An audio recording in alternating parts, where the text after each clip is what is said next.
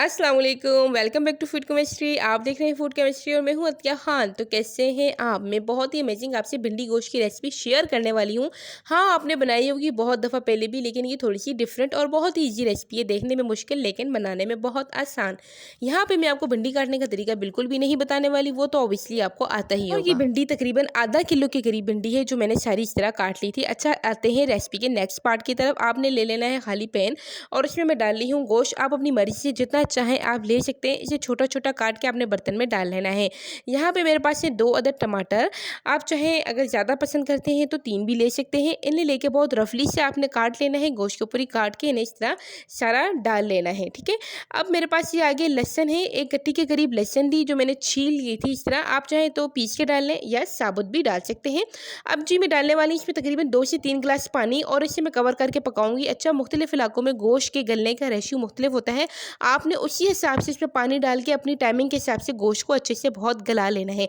यह है मेरे पास मसाले: हल्दी, लाल मिर्च पाउडर, साबित लाल मिर्च पाउडर, सूखा धनिया, जीरा, नमक, जो कि हम टिपिकल मसाले अपने घरों में डालते हैं। सिंपल मसाले ये सारे डाल के और कवर करके मैं इसे पकाने वाली हूँ तकरीबन आधा घंटे के लिए, जब तक कि मेरा सारा गोश्त फाइनली गल जाए। अच्छा, तकरीबन 20 से 25 मिनट के बाद मेरा पानी तकरीबन गल चुका था। इतना पानी रह गया था और गोश्त भी मेरा फाइनली गल चुका था इधर बिल्कुल। अब मैं इसमें 2 खाना पकाने के चम्मच भर के ऑयल डालने वाली हूँ, क्योंकि हमें इसकी भुनाई के लिए ऑयल की ज़रूरत होगी। ठीक है, जब मैंने इसमें ऑयल डाल लिया, ऑयल डालने के बाद मैंने इसे भूनना है अच्छा सा।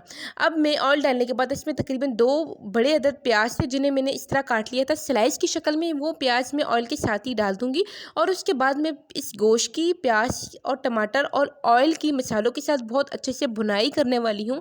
इन्हें बहुत अच्छे से हमने भून लेना है, इतनी ग्रेवी जितनी आप देख सकते हैं। जब आ जाए आपके बर्तन में तो फिर आपने प्याज डाल के इसको बहुत अच्छे से भून लेना है। भूनते हुए आपने इस बात का बहुत ज़्यादा ख्याल करना है कि आपकी आंच बिल्कुल बराबर सी और ज़्यादा आपकी आंच ऊंची ना हो। ठीक है, उसके बाद आपने फाइनली इसमें मिर्ची भी डाल लेनी है। हरी मिर्ची जो थी वो मैंने इसमें ऐड कर ली थी और देख लें हमारा जो थोड़ा रहा सहा पानी भी है वो भी खुश्क हो चुका है। मैंने इसे जब भून लिया तो ये फाइनल इस शक्ल में आ चुका था। मसाला बहुत अच्छे से भुन चुका था। यहाँ तक वीडियो देख रहे हैं, आपको वीडियो पसंद आ रही है तो वीडियो को लाजमी लाइक कर दीजिएगा और मेरे चैनल पे न्यू है तो सब्सक्राइब भी कर दीजिएगा। ठीक है, ये देखिए मेरा सारा मसाला इधर भुन चुका है, प्याज भी बिल्कुल नरम पड़ चुका है। अब इस पॉइंट पे आके हमने डालना है अपने रेडी मसाले में भिंडी। जो सारी भिंडी काट के रखी थी वो आपने इसमें डाल लेनी है, मसाला के अंदर सारी भिंडी आपने डाल लेनी है। अच्छा, जो मैं एक इंटरेस्टिंग बात शेयर करना चाहती हूँ कि भिंडी को बनाने का, भुनने का जो प्रोसेस होता है वो भी डिफरेंट होता है। अगर आप इसे बहुत कवर करके पकाएंगे तो ये बहुत ज़्यादा गल जाएगी और अच्छा फ्लेवर नहीं देगी।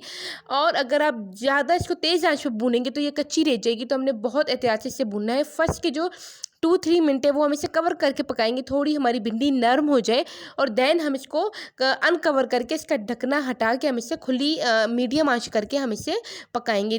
जैसे मैंने यहाँ पे ढकना रख के इसे 2 मिनट के लिए कवर कर दिया था, मेरी भिंडी जब थोड़ी सी नरम होगी, कुछ इस शक्ल में आ गई, तब मैंने इसका ढकना बिल्कुल हटा दिया था। मेरी भिंडी अभी बिल्कुल भी इधर गली नहीं थी, इसमें लेस था। अगर आप गौर से देख सके तो इसमें अभी भी लेस मौजूद है, ये बिल्कुल अभी डन नहीं हुई।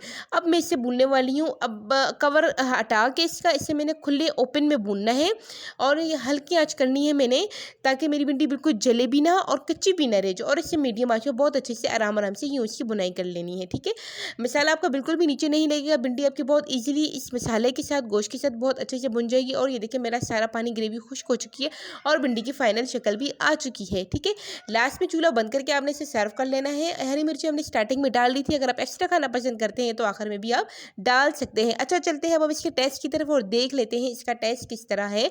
जब मैंने इसे टेस्ट किया तो इसका जो जायका था वो बहुत ही अच्छा और लाजवाब था। मुख्तलिफ लोगों के पकाने की जो रेसिपीज होती हैं वो डिफरेंट होती हैं। अगर आप इसमें कीमा यूज़ करते हो तो आपको उतना पानी ना डालना पड़ता, 1 कप पानी भी आपके लिए इनफ होता।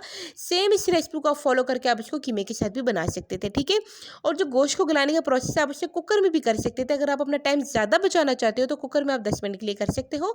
इस रेसिपी को जरूर ट्राई कीजिएगा। मिलती हूँ आपसे नेक्स्ट वीडियो में। टिल देन अल्लाह हाफिज़। रेसिपी जरूर पसंद आई तो रेसिपी को लाइक ज़रूर कीजिएगा और इस डिफरेंट सी रेसिपी को ट्राई करना मत भूलिएगा। अल्लाह हाफिज़।